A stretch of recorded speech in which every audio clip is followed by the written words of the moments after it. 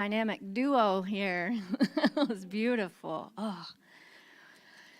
So this month, we are kicking off a new theme, curiosity. I'm super excited and curious how it's all going to unfold.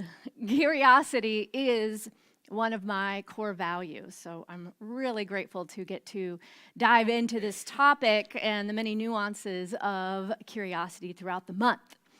You know, when you first hear the word curiosity, perhaps images of the cute little Curious George cartoon comes to mind, or maybe the phrase, curiosity killed the cat.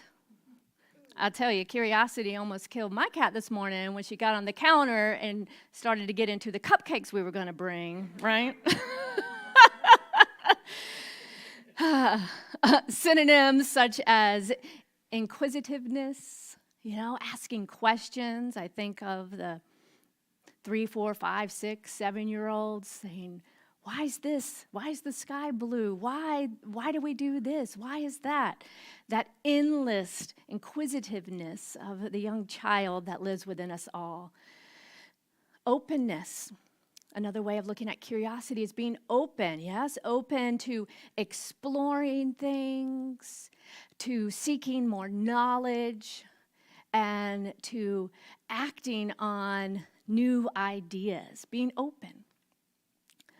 Other ideas, such as creativity or wonder or imagination, all come into play when we explore this idea of curiosity.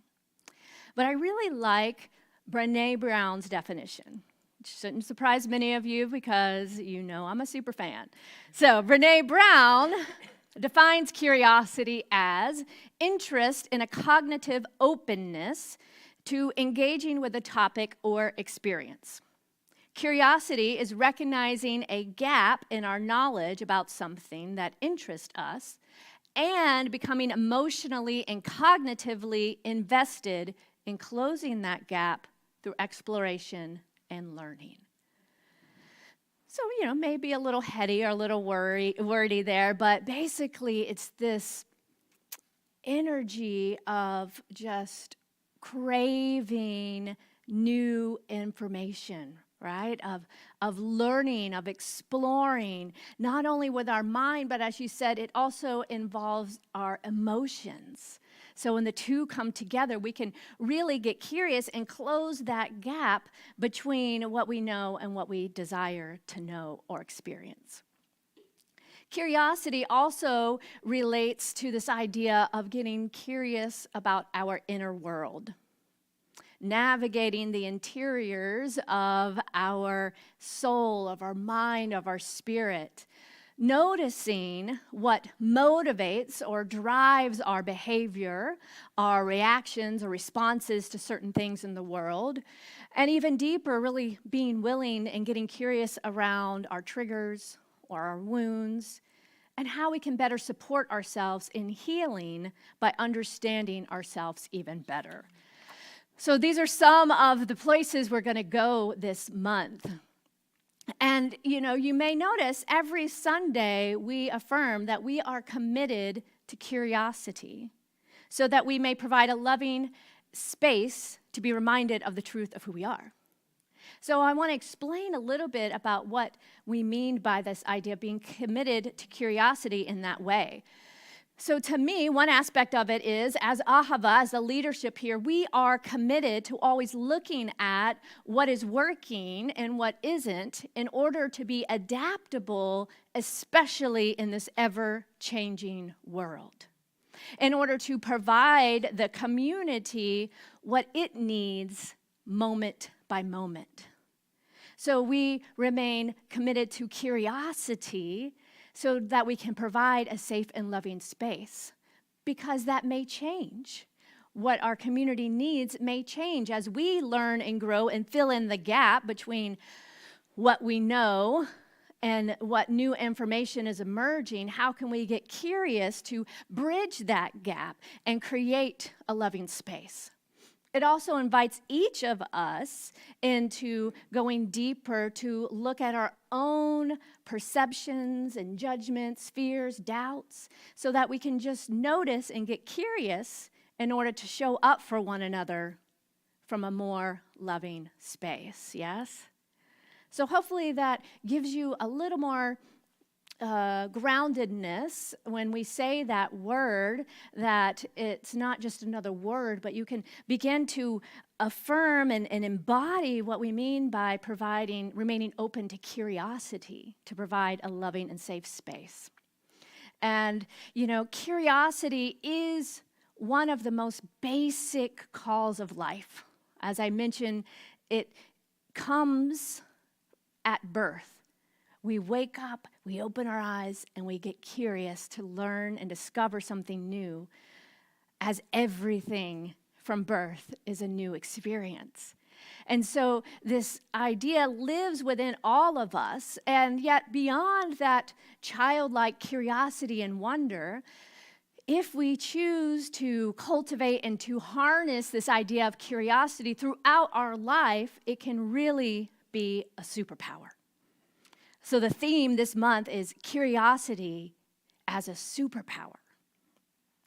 When we choose to be open to explore this great mystery of life by stepping into the unknown and living a life of curiosity, we open ourselves to even more possibilities, tapping into this infinite field of pure potentiality.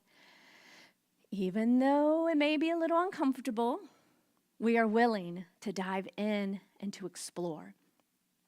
Dr. Ernest Holmes is the founder of the Science of Mind teaching, which is our core teaching here at Ahava. And he says, in flashes of illumination, the inspired have seen into the very center of reality and have brought back with them a distinct impression of what they have seen and felt. A glimpse of this reality illumines the whole being with a flood of light. In moments of deepest realization, the great mystics have sensed the one life flowing through all, and that all are some part of that life. I love the invitation for us each to look within and to be our own mystic, to experience those flashes of illumination, of discovery, and then bring something new into the world. As I said last week, we are here not for you to follow some guru or have some teacher that is going to tell you exactly what to do. No, we are here to awaken within you your own power and potential, to discover what life is all about for yourself. And we're here to guide and provide, tools and practices and inspiration and moments like the music that open our hearts to guide us along this way. But Ernest Holmes lets us know and reminds us that truly we are all mystics, that divine revelation is possible through each of us. Not just one teacher. There may be several great examples, but that potential lives within all of us. So this month, we are going to get to look below the surface, to look within, to unleash the amazing gifts and potential that lives within each of us, that as we embrace this idea of curiosity, they begin to be revealed, and then we can lean into the wonderment of living each and every day with this heightened awareness, being open and curious to see what ignites that passion within each of us. Moving from complacency, right, of just it is what it is, like, status quo, moving from that kind of sleepwalking way through life to an awakened life, that which inspires through our own creativity and curiosity and wonderment a greater yet to be. You here for it? All right, well then let's dive in. Today we are going to look beneath the surface to that unseen mystery of life. And for some, this may feel exciting, but for most of us, the unknown elicits fear, yes? Which is very understandable, but it doesn't mean it's not worth exploring. So we are going to breathe and embody curiosity and the courage to move into this unknown space in order to kind of rest and listen in that liminal space between who we are and what we're experiencing right now, and listen for what is to come and who we are becoming. And it's hard when we want to know all the answers, to have the plan clearly laid out. It's hard to rest in that just kind of letting go of all of what has been and what our thoughts of the future may be, and just listening, embodying the unknown for a moment, however long that moment is, until that flash of illumination comes and leads us to move forward into something by taking inspired action through a passion or an idea that is birthed within us. So what I know is that we live in a limitless universe, and we only experience the limitation in life based on our own beliefs and perceptions, our own fears and doubts and judgments. That is what prevents us from following this path of curiosity into the unknown. And these beliefs, if we were to just look at the circumstances of the world and put more faith and trust into what we see in the world around us, it would tell us that the world is a very scary place. It would tell us that the world is full of divisiveness and hate and conflict. It would tell us that we have to somehow figure it out ourselves and just walk the path alone.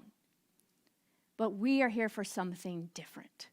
We are here to lean into the trust and faith of the knowingness of the divine that lives within each of us, of God, spirit, life, the universe, whatever word works for you, knowing that we are always supported by and supplied with anything we desire by leaning into and trusting the universe.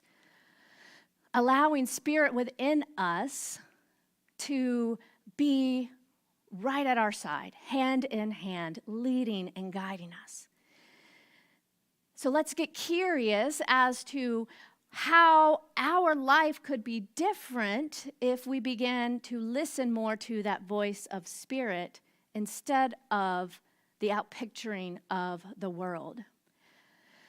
Because what we know, one of the core teachings here, is that the world out there is simply a reflection of our consciousness.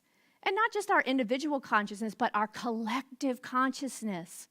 So what we see is an outpicturing of the thoughts and the ideas and the beliefs held in the one mind of all beings that is showing up as all of this mess. But the beauty in learning that and discovering that is that we, in this now moment, are always at choice.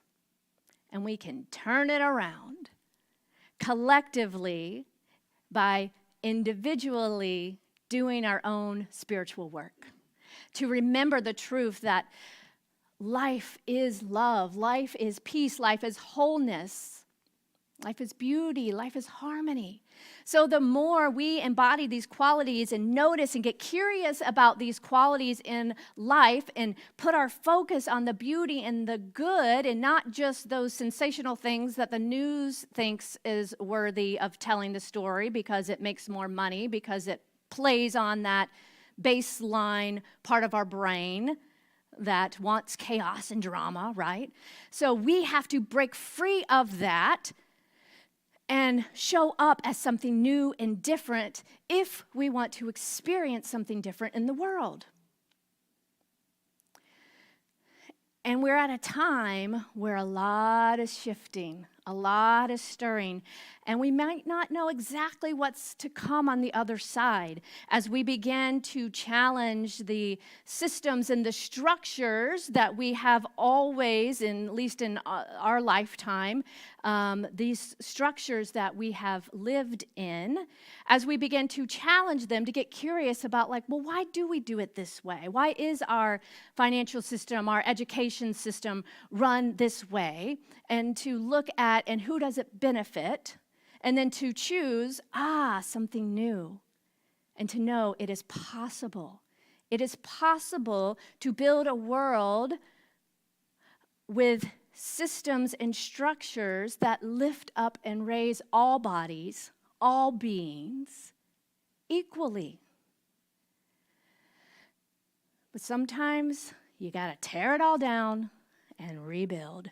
And we're kind of, what I see, in that crumbling stage, but yet not knowing what's next. It's really hard for the majority of the people to let go because it's all we know.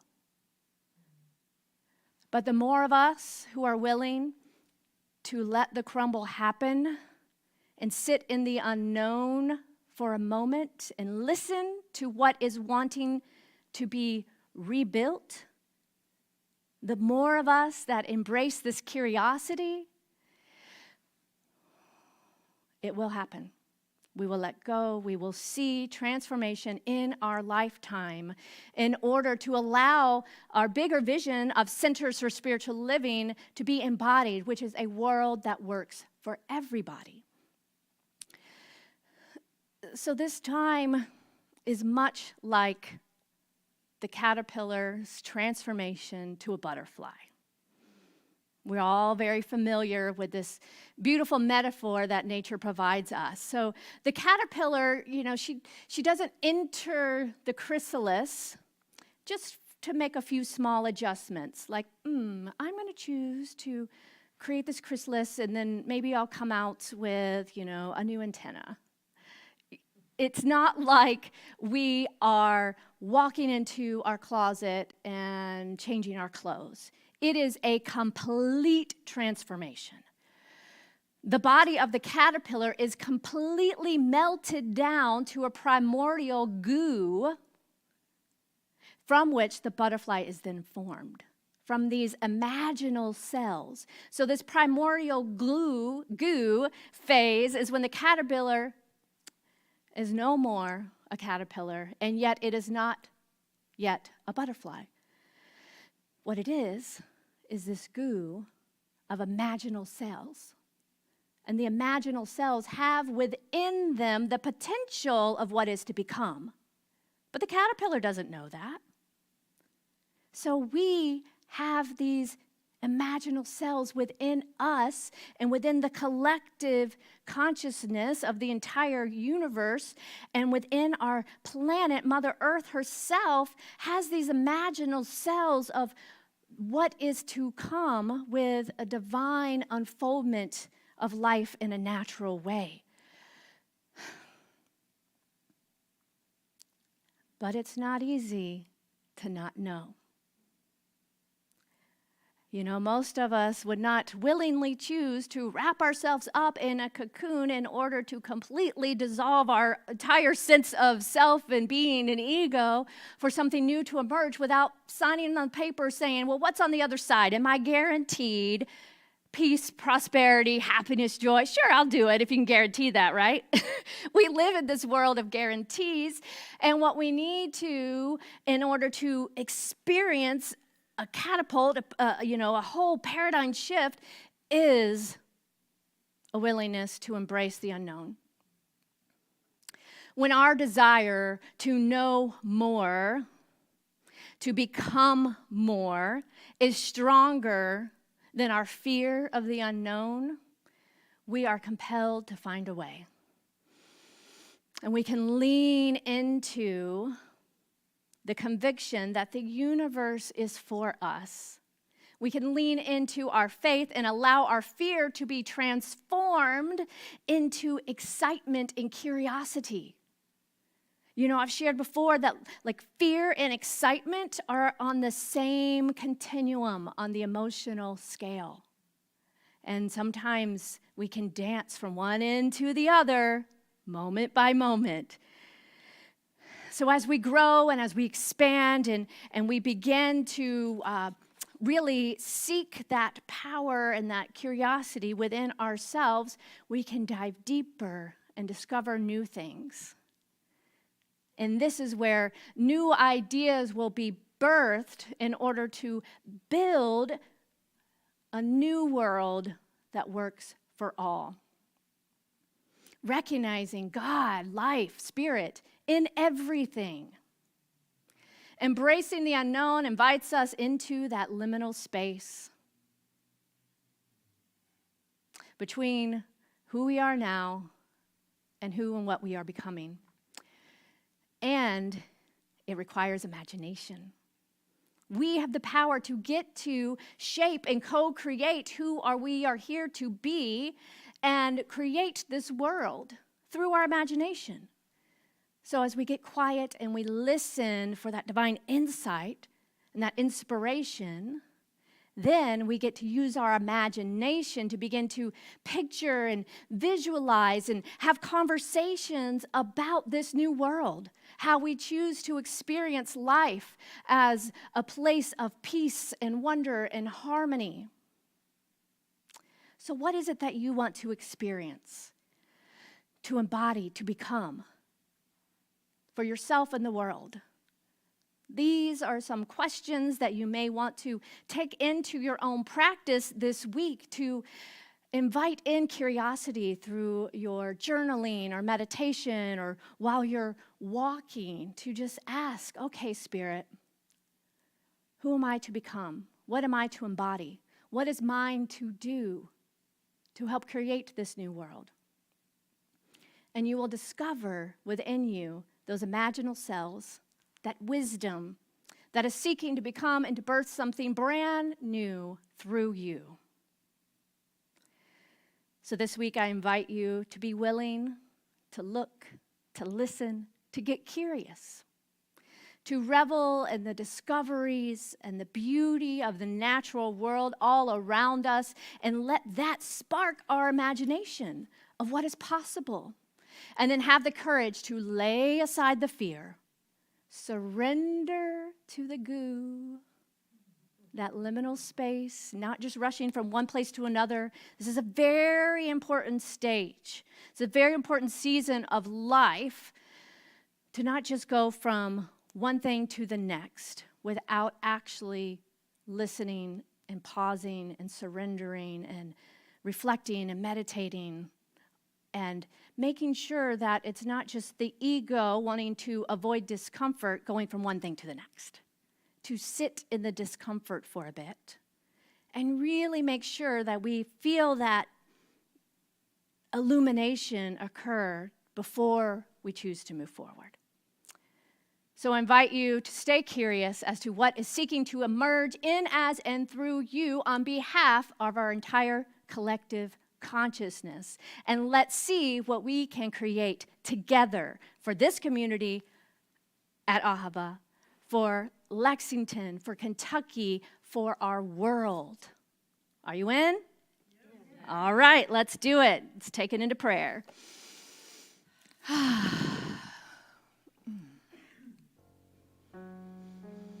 So we begin with the breath.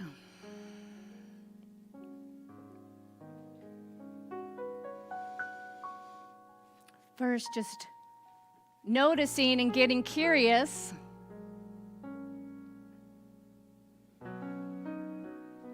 about the fact that our heart is beating, that breath is occurring.